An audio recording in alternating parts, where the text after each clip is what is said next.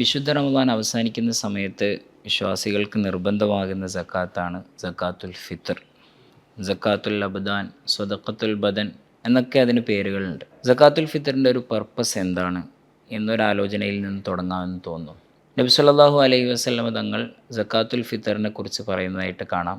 തുഹറത്തുൽ ലിസ്വാഇമി മിനൽ ലഗ്വി വറഫസ്. അതൊരു പ്യൂരിഫിക്കേഷൻ പ്രോസസ്സാണ്. റമദാൻ മാസത്തിൽ നമുക്ക് ഒരുപാട് കുറവുകൾ സംഭവിച്ചിട്ടുണ്ടാകാം. നമ്മളുടെ സംസാരങ്ങളിലും മറ്റുമൊക്കെ വരാൻ പാടില്ലാത്ത സംസാരങ്ങളൊക്കെ വന്നിട്ടുണ്ടാകാം. ഇതിൽ നിന്നെല്ലാം നമ്മുടെ ചെറിയ ചെറിയ കുറവുകളെ, വിശുദ്ധ റമദാൻ മാസത്തിൽ നമ്മളിൽ നിന്ന് സംഭവിച്ചു പോയ അപാകതകൾ, ചെറിയ ചെറിയ കുറവുകളെയൊക്കെ പരിഹരിക്കുന്ന ഒരു പ്യൂരിഫിക്കേഷൻ പ്രോസസ്സാണിത്. നിസ്കാരത്തിൽ നമ്മൾ സഹവിൻ്റെ സുജൂദിന് അപ്ലൈ ചെയ്യുന്നത് പോലെ തന്നെ റമദാൻ മാസത്തിൽ നമുക്ക് വന്ന അപാകതകളെ പ്യൂരിഫൈ ചെയ്യുന്ന ഒരു പ്രോസസ്സാണ്. രണ്ടാമതായി അതിൻ്റെ വേറൊരു താല്പര്യം ഇമാം ഇബ്നു ഹജർ റളിയല്ലാഹു അൻഹു തുഹ്ഫയിൽ പറയുന്നതായിട്ട് കാണാം. പെരുന്നാൾ ദിവസം, വേറൊരു ഭാഷയിൽ പറഞ്ഞാൽ സന്തോഷത്തിൻ്റെ ദിവസം. ഈ സന്തോഷത്തിൻ്റെ ദിവസം നമ്മുടെ ചുറ്റുമുള്ള ആളുകൾ, നമ്മുടെ അയൽവക്കത്തുള്ള ആളുകൾ, ഇവർ മറ്റുള്ള ആളുകളുടെ മുന്നിലേക്ക് കൈനീട്ടുന്ന ഒരു സ്ഥിതിവിശേഷം ഇല്ലാതിരിക്കുക എന്നുള്ളത് കൂടെ സക്കാത്തുൽ ഫിത്തറിൻ്റെ താല്പര്യമാണ്. നമ്മൾ ഭക്ഷണമാണല്ലോ സക്കാത്തുൽ ഫിത്തറായിട്ട് നൽകുന്നത്. അതുകൊണ്ട് തന്നെ നമ്മളെല്ലാവരും ആഘോഷിക്കുന്ന ഒരു സമയത്ത് അയൽവാസിയുടെ വീട്ടിലും ഭക്ഷണത്തിനുള്ള ഭക്ഷ്യവസ്തുക്കൾ ഉണ്ട് എന്നുറപ്പ് വരുത്തുന്ന ഒരു സോഷ്യൽ എലമെൻ്റ് കൂടെ സക്കാത്തുൽ ഫിത്തറിൽ നമുക്ക് കാണാൻ സാധിക്കും.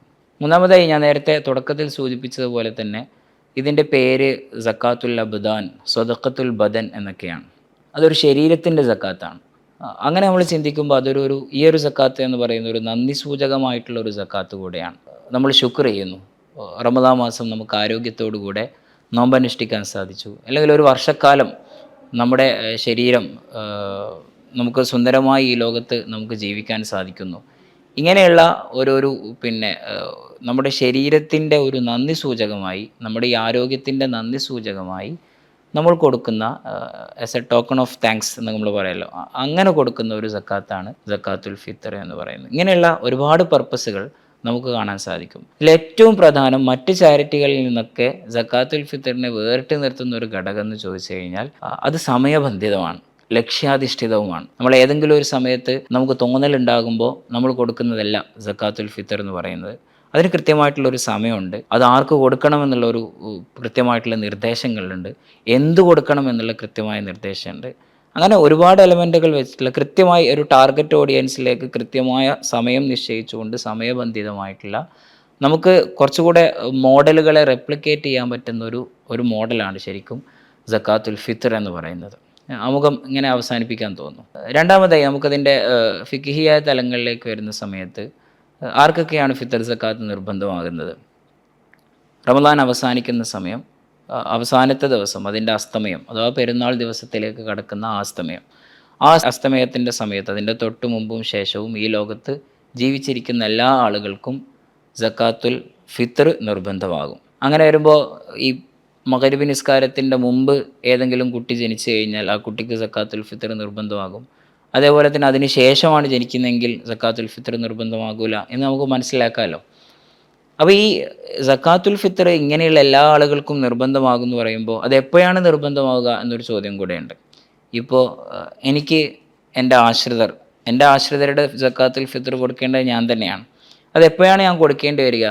എൻ്റെ ഭക്ഷണം, എൻ്റെ ആശ്രിതരുടെയും ഭക്ഷണം, വസ്ത്രം, പാർപ്പിടം, അതുപോലെ തന്നെ വീട്ടിലെ സേവകന്മാരും മറ്റും ഉണ്ടെങ്കിൽ അവരുടെ ഭക്ഷണം, വസ്ത്രം, പാർപ്പിടം, അതേപോലെ തന്നെ നമുക്ക് എന്തെങ്കിലും ഔട്ട്സ്റ്റാൻഡിങ് ആയിട്ടുള്ള കടങ്ങളുണ്ടെങ്കിൽ ആ കടം, ഇതിൻ്റെ എല്ലാം ചിലവുകൾ കഴിച്ചതിന് ശേഷം പെരുന്നാൾ ദിവസത്തെ രാത്രിയുടെയും, പെരുന്നാൾ ദിവസം എന്ന് പറയുമ്പോൾ പകലും രാത്രിയും, ഈ ദിവസത്തെ ഭക്ഷണം, വസ്ത്രം, പാർപ്പിടം, കടമുണ്ടെങ്കിൽ ഇവയെല്ലാം കഴിച്ചതിന് ശേഷം എന്തെങ്കിലും മിച്ചമുണ്ടെങ്കിൽ നമ്മൾ ഫിത്തർ സക്കാത്ത് കൊടുക്കാൻ ബാധ്യസ്ഥനാണ്. നമ്മുടെ ആശ്രിതരുടെയും ഫിത്തർ സക്കാത്ത് കൊടുക്കാൻ നമ്മൾ ബാധ്യസ്ഥരാണ്. ഇതാണ് സക്കാത്തുൽ ഫിത്തർ നിർബന്ധമാകുന്ന ആളുകളുടെ ഒരു വിശദീകരണം എന്ന് പറയുന്നത്. ഇത് എപ്പോഴാണ് സക്കാത്തുൽ ഫിത്തർ കൊടുക്കേണ്ടി വരിക? ഞാൻ നേരത്തെ പറഞ്ഞു, അസ്തമയ സമയം ജീവനോടെയുള്ള ആളുകൾക്കാണ് സക്കാത്തുൽ ഫിത്തർ നിർബന്ധമാകുന്നത് ഞാൻ പറഞ്ഞു. എപ്പോഴാണ് സക്കാത്തുൽ ഫിത്തർ കൊടുക്കേണ്ടത്? അതിൻ്റെ ഒരു ടൈം പീരീഡിനെ നമുക്ക് വേണമെങ്കിൽ 5ആയിട്ട് തരംതിരിക്കാം. അത് അനുവദനീയമായ സമയം, റമദാൻ മാസം തുടക്കം മുതൽ തന്നെ നമുക്ക് സക്കാത്തുൽ ഫിത്തർ കൊടുക്കാം. അത് അനുവദനീയമായ സമയമാണ്. രണ്ടാമത്തെ ഒരു സമയം നിർബന്ധമാകുന്ന സമയം, അത് ഞാൻ നേരത്തെ പറഞ്ഞതുപോലെ അസ്തമയത്തിൻ്റെ സമയം മുതൽ അവസാനത്തെ ദിവസം അസ്തമയ സമയം മുതൽ സക്കാത്തുൽ ഫിത്ർ കൊടുക്കൽ നിർബന്ധമാകും. ഏറ്റവും ശ്രേഷ്ഠമായ സമയം ഏതാണ്? റമദാൻ പെരുന്നാൾ നിസ്കാരത്തിന് വേണ്ടി പുറപ്പെടുന്നതിൻ്റെ മുമ്പ് അഥവാ പെരുന്നാൾ നിസ്കാരത്തിൻ്റെ മുമ്പ് കൊടുക്കുക എന്നുള്ളതാണ് ഏറ്റവും ശ്രേഷ്ഠമായ സമയം എന്ന് പറയുന്നത്. പെരുന്നാൾ നിസ്കാരത്തിനേക്കാൾ പിന്തിക്കുക എന്ന് പറയുന്നത് കറാഹത്തും, അന്നേ ദിവസം പെരുന്നാൾ ദിവസത്തിൻ്റെ അസ്തമയത്തിലേക്ക് പിന്തിക്കുക, അതിനേക്കാൾ അപ്പുറത്തേക്ക് പിന്തിക്കുക എന്ന് പറയുന്നത് ഹറാമുമാണ്. എങ്കിലും നമ്മുടെ ബന്ധക്കാരൊക്കെ ഉണ്ടാവും, നമ്മളെ പ്രതീക്ഷിച്ച്, നമ്മുടെ സക്കാത്തുൽ ഫിത്തർ പ്രതീക്ഷിച്ചുകൊണ്ട് ഒരുപക്ഷെ പെരുന്നാൾ നിസ്കാരത്തിലേക്ക് തന്നെ എത്താൻ പറ്റാത്ത ചില ബന്ധുക്കാരൊക്കെ ഉണ്ടാവും. അവർ നമ്മുടെ ഈ സക്കാത്തുൽ ഫിത്തർ പ്രതീക്ഷിച്ചുകൊണ്ടാണ് ഇരിക്കുക, ദൂരനാടുകളിൽ നിന്നും മറ്റുമൊക്കെ ആയിരിക്കും. അങ്ങനെയുള്ള ആളുകളെ വെയിറ്റ് ചെയ്യുന്നത് കൊണ്ട് ഞാൻ നേരത്തെ പറഞ്ഞ കറാഹത്തിൻ്റെ ഗണത്തിൽ അതിന് പെടുത്തുകയുമില്ല. കറാഹത്തില്ലാതെ തന്നെ അങ്ങനെ കൊടുക്കൽ, അങ്ങനെ അവരെ വെയിറ്റ് ചെയ്യാൻ പറ്റുന്നതാണ്. ഇവിടെ വേറൊരു കാര്യം കൂടെ നമ്മൾ മനസ്സിലാക്കേണ്ടതുണ്ട്. നോക്കൂ, ഇത് ഞാൻ തുടക്കത്തിൽ പറഞ്ഞിരുന്നു, ഇത് വളരെ സമയബന്ധിതമാണ് എന്ന് ഞാൻ പറഞ്ഞിരുന്നു. എന്തുകൊണ്ടാണ് ഈ സമയബന്ധിതമാകുന്നതിൻ്റെ ഒരു പോസിറ്റീവായിട്ടുള്ള ഒരു എലമെൻ്റ് എന്താ? ഞാൻ പറഞ്ഞിരുന്നു, ഇതിൻ്റെ പ്രധാനപ്പെട്ട ഒരു ഒബ്ജക്റ്റീവ് എന്ന് പറയുന്നത് ഈ സന്തോഷവേളകളിൽ ഭക്ഷണം കഴിക്കാത്ത ആരും നമ്മുടെ ചുറ്റുപാടും ഉണ്ടാകാൻ പാടില്ല എന്നാണ്. അപ്പോൾ ഈ ഒബ്ജക്റ്റീവ് സാധ്യമാകണമെങ്കിൽ അത് പെരുന്നാൾ നിസ്കാരത്തിന് മുമ്പ് തന്നെ ഭക്ഷണം കൊടുത്തു വിടണം. അതുകൊണ്ട് തന്നെ ഏറ്റവും ശ്രേഷ്ഠമായ സമയമായിട്ട് പറയുന്നത് പെരുന്നാൾ നിസ്കാരത്തിൻ്റെ മുമ്പ് കൊടുക്കുക എന്നുള്ളതാണ്. അപ്പോൾ അങ്ങനെ വരുമ്പോൾ നേരത്തെ ഞാൻ പറഞ്ഞ ഒബ്ജക്റ്റീവ് കൃത്യമായി പാലിക്കപ്പെടാൻ അത് കാരണമാകും. മാത്രമല്ല നമ്മുടെ അതിൻ്റെ ഒരു സാമ്പത്തികമായൊരു വശം കൂടെ പറയുന്ന സമയത്ത് ഈ ഓരോ നാട്ടിലെയും മുഖ്യാഹാരമാണ് സക്കാത്തുൽ ഫിത്റായിട്ട് നൽകേണ്ടത്. അതൊരു ബേസിക് നെസസിറ്റീസാണ്. അതിൻ്റെ ഡിമാൻഡ് എപ്പോഴും നല്ലോണം തന്നെ ഉണ്ടാവും എന്നുള്ളത് വളരെ ആർക്കും മനസ്സിലാകാവുന്ന ഒരു കാര്യമാണ്. പൊതുവേ ഈ ബേസിക് നെസസിറ്റീസ് അങ്ങനെയുള്ള ഗുഡ്സിൻ്റെ ഒരു പ്രശ്നം എന്ന് വെച്ച് കഴിഞ്ഞാൽ അതിന് ഡിമാൻഡ് വളരെ കൂടുകയും സപ്ലൈ കുറയുകയും ചെയ്യുന്ന ഒരു രൂപം ഉണ്ടാകാറുണ്ട്. അപ്പോൾ ഇത്തരം ഗുഡ്സുകളുടെ സപ്ലൈ കൂടുതൽ വർദ്ധിപ്പിക്കാനുള്ള ഒരു മോട്ടിവേഷൻ കൂടിയായിരിക്കും ഈ സക്കാത്തുൽ ഫിത്തറിലൂടെ സാധ്യമാകുന്നത്. ഞാൻ അതിലേക്ക് കൂടുതലായിട്ട് കടക്കുന്നില്ല. രണ്ടാമത്തെ ഒരു കാര്യം ഞാൻ പറഞ്ഞു, ഇപ്പോൾ സക്കാത്തുൽ ഫിത്തർ ഏതൊക്കെ സമയത്താണ് കൊടുക്കേണ്ടത് എന്നതിനെ കുറിച്ചിട്ട് നമ്മൾ വിശാലമായിട്ട് പറഞ്ഞു. ഇനി എന്താണ് സക്കാത്തുൽ ഫിത്തറായിട്ട് നൽകേണ്ടത്? ഓരോ നാട്ടിലെയും മുഖ്യാഹാരമാണ്. നമ്മുടെ നാട്ടിൽ കാര്യമായിട്ടാണ് വരിക. അത് എത്ര നൽകണം? ഒരു സാഴ് നൽകണം. ഒരു സാഴ് എന്ന് പറഞ്ഞാൽ ശരിക്കും അതൊരു പാത്രത്തിൻ്റെ അളവാണ്. ഒരു സാഴ് 4 മുദ്ദാണ് എന്ന് പറയും. മുദ്ദ് പാത്രങ്ങളൊക്കെ പഴയകാലത്ത് എല്ലാ വീടുകളിലും ഉണ്ടായിരുന്നു. ഇത് മാർക്കറ്റിൽ അവൈലബിൾ ആണ് മുദ്ദ് പാത്രം. അപ്പോൾ ഇതാണ് ശരിക്കും മുദ്ദ് പാത്രത്തിൽ 4 മുദ്ദ് പാത്രം, അതായത് 4 മുദ്ദാണ് ഒരു സാഴ് എന്ന് പറയുന്നത്. ഈ 4 മുദ്ദിൽ അരി കൊടുക്കുകയാണ് മുഖ്യാഹാരം. ഓരോ നാട്ടിലെയും മുഖ്യാഹാരം എന്താണോ ആ മുഖ്യാഹാരം കൊടുക്കുകയാണ് വേണ്ടത്. 3200 ലിറ്ററൊക്കെയാണ് അത് വരിക. പക്ഷേ അത് കെ ജിയിലേക്ക് വരുന്ന സമയത്ത് അതിന് ഏറ്റ വ്യത്യാസങ്ങൾ ഉണ്ടാവും. അരിയുടെ തൂക്കത്തിൽ വ്യത്യാസം ഉണ്ടാകുമല്ലോ. നമ്മൾ ഏറ്റവും അഭികാമ്യമായിട്ടുള്ള ഒരു റൂട്ട് എന്ന് പറയുന്നത് ഞാൻ നേരത്തെ പറഞ്ഞതുപോലെ നമ്മൾ മുദ്ദുപാത്രം വാങ്ങി, വീട്ടിൽ മുദ്ദുപാത്രമുള്ള ആളുകളാണെങ്കിൽ അങ്ങനെ അതിൽ തൂക്കം ഒപ്പിച്ചുകൊണ്ട് 4 മുദ്ദ് തൂക്കം ഒപ്പിച്ച് കൊടുക്കുന്ന ഒരു രീതിയാണ് ഉണ്ടാകേണ്ടത്. അപ്പോൾ ഈ മുഖ്യാഹാരമാണ്, ഓരോ നാട്ടിലെയും മുഖ്യാഹാരമാണ് നമ്മൾ കൊടുക്കേണ്ടത്. എവിടെയാണ് കൊടുക്കേണ്ടത്? പ്രധാനമായിട്ടും ആളുകൾ ഒരു കൺഫ്യൂഷൻ ആകുന്ന ഒരു പാർട്ട് കൂടെയാണ്. എവിടെയാണ് കൊടുക്കേണ്ടത്? അസ്തമയ സമയം നമ്മൾ എവിടെയാണോ ഉള്ളത് അവിടെയാണ് ഫിത്തർ സക്കാത്ത് കൊടുക്കേണ്ടത്. നമ്മൾ ഏതെങ്കിലും യാത്രയിലാണെങ്കിൽ അസ്തമയ സമയം നമ്മൾ യാത്രയിൽ എവിടെയാണോ അവിടെയാണ് നമ്മൾ ഫിത്തർ സക്കാത്ത് കൊടുക്കേണ്ടത്.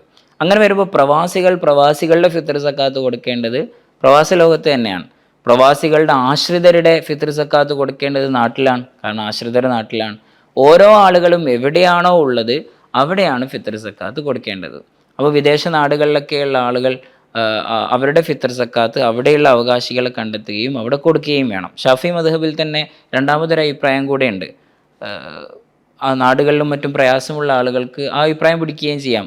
സക്കാത്ത് മറ്റു നാടുകളിലേക്കും കൊടുക്കാം എന്നൊരു അഭിപ്രായമുണ്ട്. ആ അഭിപ്രായം മുൻനിർത്തി നാട്ടിലേക്ക് ആളുകളെ വക്കാലത്ത് ഏൽപ്പിക്കുന്ന ഒരു രൂപം നമുക്ക് വേണമെങ്കിൽ കാണുകയും ചെയ്യാം.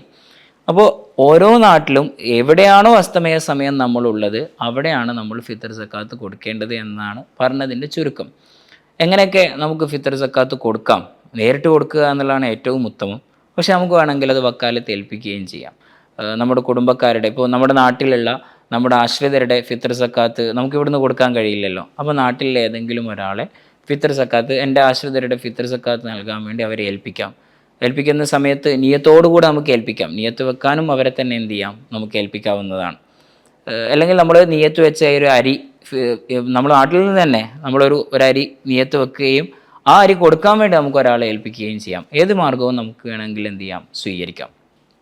അവിടെ പ്രധാനമായിട്ട് പറയാനുള്ള ഒരു 2 കാര്യം, ഫിത്ർ സക്കാത്തിൻ്റെ 2 പിന്നെ ബേസിക് ആയിട്ടുള്ള നിബന്ധനകൾ എന്തൊക്കെയാണ്? ഒന്ന്, നിയ്യത്ത് വളരെ പ്രധാനമാണ്. ഫിത്ർ സക്കാത്ത് കൊടുക്കുന്ന സമയത്ത് ഇത് എൻ്റെ ഫിത്ർ സക്കാത്താണ് എന്ന് പറഞ്ഞുകൊണ്ട് തന്നെ നമ്മൾ നിയ്യത്ത് വെച്ചുകൊണ്ട് തന്നെ കൊടുക്കണം. അത് വേണമെങ്കിൽ അത് ക്ലാസിഫൈ ചെയ്യുന്ന ആ സമയത്ത് തന്നെ നിയ്യത്ത് വെക്കാം, കൊടുക്കുന്ന സമയത്തും അതിനെ നിയ്യത്ത് വെക്കാം. വക്കാലത്ത് ഏൽപ്പിക്കുന്ന സമയത്ത് നിയ്യത്ത് ഏൽപ്പിച്ചുകൊണ്ട് വക്കാലത്ത് ഏൽപ്പിക്കാം, അല്ലെങ്കിൽ നിയ്യത്തും കൂടെ ആയിട്ട് നമുക്ക് വക്കാലത്ത് ഏൽപ്പിക്കാവുന്നതാണ്. ഏത് മാർഗവും നമുക്ക് സ്വീകരിക്കാം. നിയ്യത്ത് എന്നുള്ളത് വളരെ പ്രധാനപ്പെട്ട ഒരു കാര്യമാണ്. രണ്ടാമത്, ഇത് അവകാശികൾക്ക് നൽകണം. അവകാശികൾക്ക് നൽകണം എന്ന് പറയുമ്പോൾ വിശുദ്ധ ഖുർആനിൽ പരാമർശിച്ചതുപോലെ 8 അവകാശികളുണ്ട്. ആ അവകാശികൾക്കാണ് നമ്മൾ നൽകേണ്ടത്. ചുരുങ്ങിയത് 3 ആളുകൾക്കെങ്കിലും ഫിത്ർ സക്കാത്ത് നൽകേണ്ടതുണ്ട്. ഫക്കീർ മിസ്കീനിൽപ്പെട്ട നമ്മുടെ നാടുകളിൽ തന്നെയുള്ള 3 ആളുകൾ, ആ 3 ആളുകൾക്ക് നമ്മൾ എന്ത് ചെയ്യണം, ഫിത്ർ സക്കാത്ത് നൽകണം. ഏറ്റവും അടിസ്ഥാനപരമായി ഫിത്ർ സക്കാത്തിനെ കുറിച്ച് മനസ്സിലാക്കാനുള്ള ഒരു കാര്യം, അതിൻ്റെ ഏറ്റവും പ്രധാനപ്പെട്ട ഒരു മോട്ടീവ് ഞാൻ നേരത്തെ തുടക്കത്തിൽ പറഞ്ഞിരുന്നു. ഇതിൻ്റെ മോഡലുകൾ നമുക്ക് ഒരുപാട് റെപ്ലിക്കേറ്റ് ചെയ്യാൻ പറ്റും എന്നുള്ളത്. നമ്മൾ ആഘോഷിക്കുന്ന സമയത്ത് ഒരുപാട് ആഘോഷങ്ങൾ നമ്മുടെ വീടുകളിലും മറ്റുമൊക്കെ നടക്കുന്നുണ്ടാവും. അപ്പോൾ ഇത്തരം ആഘോഷങ്ങളിൽ നമ്മൾ സാധാരണ പറയാറുണ്ട്, പിന്നെ അയൽവാസി പട്ടിണി കിടക്കുമ്പോൾ വയറ് നിറച്ച് ഭക്ഷിക്കുന്നവൻ നമ്മിൽപ്പെട്ടവനല്ല എന്ന ഹദീസിനെ കുറിച്ചിട്ട് നമ്മൾ പറയാറുണ്ട്. അതിൻ്റെ ഒരു താല്പര്യവും ഇത് തന്നെയാണ്. നമ്മൾ ആഘോഷവേളകളിൽ വീട്ടിൽ സന്തോഷിക്കുന്ന സമയത്ത് നമ്മുടെ തൊട്ടപ്പുറത്തുള്ള ആളുകൾ അവരും കൂടെ ഈ ആഘോഷത്തിൻ്റെ ഭാഗമാകുന്നുണ്ട് എന്ന് നമ്മൾ ഉറപ്പ് വരുത്തേണ്ടതുണ്ട്. ആ ഉറപ്പ് വരുത്തുന്നതിനെ പരിശീലിപ്പിക്കുക എന്നുള്ളത് കൂടെ ഫിത്ർ സക്കാത്തിൻ്റെ താല്പര്യമായി നമുക്ക് മനസ്സിലാക്കാവുന്നതാണ്. അവസാനിപ്പിക്കുന്നു.